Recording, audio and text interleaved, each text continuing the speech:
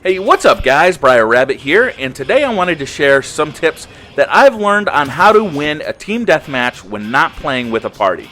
Now, right off the bat, it should be said that while I believe these tips can really help your chances, if you are teamed up with a truly bad team and you're up against a good team, there's not much you can do.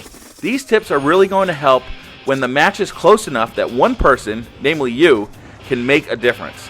The first tip, and possibly the one that took me the longest to learn, is that TDM is a race. The first team to get 70 kills wins. Obviously, right?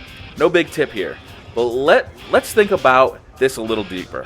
In TDM, there's a temptation to try and maintain a high kill-death ratio by playing it safe, camping, or patrolling an area where you have a lot of cover, but the enemies coming in will have very little. This usually results in a high KD, but very few kills. And when playing in a party, will work if the entire party is maintaining that positive KD. However, when playing solo, you are often going to have players on your team with a very bad KD.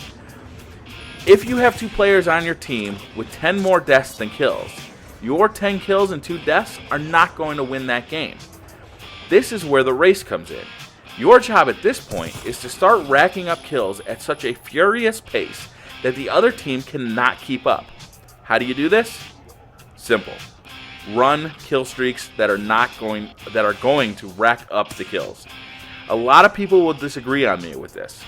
The argument will be that if you run score streaks like the UAV, Orbital VSAT, and EMP, you are going to give your whole team an advantage that will help you win the match. Again, this will work great when playing in a party where everyone in the party knows how to use these tools to their advantage. But when playing with randoms who are maintaining a 0.5 or worse KD, an Orbital VSAT is just not going to help them. These are not players who know how to use the minimap effectively. You will find much more success by not trying to help them succeed, but instead trying to pick up their slack. Start running the score streaks that rack up kills, and pick score streaks that you are likely to get as well. If you always run dogs, but can only get them 1 out of 30 games, run a stealth chopper as your highest score streak instead. You'll call it in more often, and therefore, it'll get you more kills. A score streak setup I like for Team Deathmatch is a UAV to help me get to the higher score streaks, a sentry gun, this one's easy to get, and I believe this guy with a little practice on placement is one of the deadliest score streaks in the game, and a stealth chopper. I think everybody knows how deadly the stealth chopper is. It doesn't appear on the enemy's minimap, and it really gets you a lot of kills. I think it's actually better than some of the higher score streaks. So that's all well and good, but how am I supposed to get to these score streaks when I keep running into all these damn campers?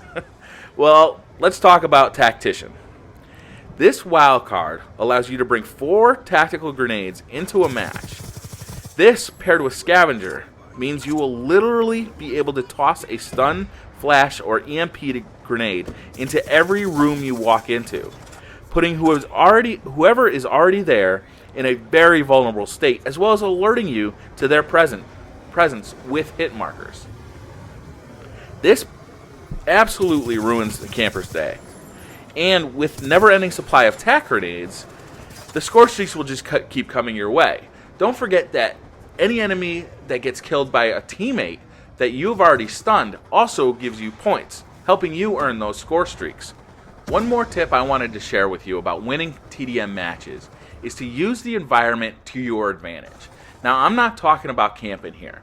What I'm really talking about is running from cover to cover, always being in a tactically better position than an enemy that is likely to run around the corner in front of you or is likely to, come down the hallway.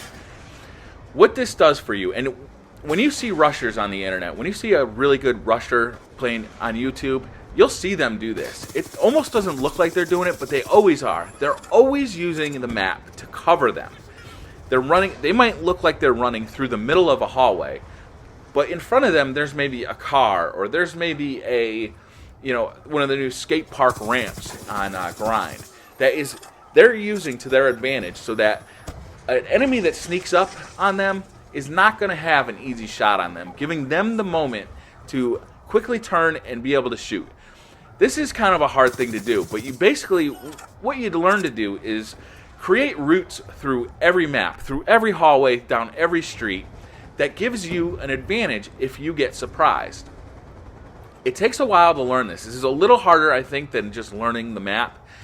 It's more advanced knowledge for every map. But once you do this, you'll find that you start winning way more gunfights.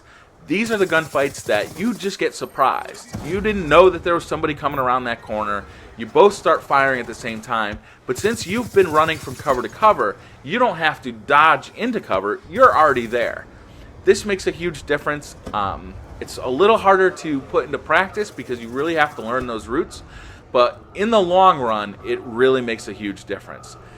So that's all I have time for today. I'd love to hear your thoughts on playing TDM solo, so let me hear what you have to say in the comment section. Also, if you made it this far, maybe you could hit that like button. And if you'd like to see more videos like this, hit the subscribe button. I make new videos. I try and make new videos about 5 times a week. So, yeah, hit that subscribe button. I'll see you in the next video. Thanks. Bye. If you made it this far, maybe you could hit that like button. I really appreciate it. It really helps me out. If you want to see some more videos, hit that subscribe button. I usually come out with about 3 to 5 a week, and they'll go directly to your sub box if you hit the subscribe button. Up on the screen are a couple videos you may have missed. On the left is a video of my gaming and recording setup, and on the right, a video of the PeaceKeeper class setups. Have a great day, guys. I'll see you in the next video. Bye.